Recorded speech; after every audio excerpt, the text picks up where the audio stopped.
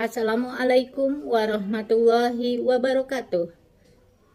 Perkenalkan, saya Iim Mulhimah, guru dari SMA Negeri 8 Kota Bogor, Cabang Dinas Pendidikan Wilayah 2, Provinsi Jawa Barat.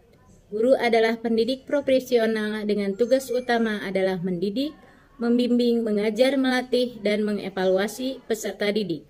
Harapan saya di tahun 2023 adalah meningkatkan profesionalisme dan kualitas diri, menciptakan kinerja kreatif dan kolaboratif, meningkatkan prestasi siswa, dan menciptakan pembelajaran yang menyenangkan yang berorientasi pada peserta didik.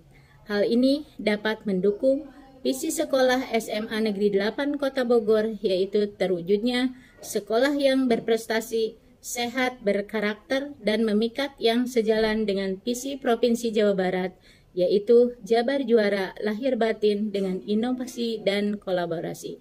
Terima kasih atas perhatiannya. Wassalamualaikum warahmatullahi wabarakatuh.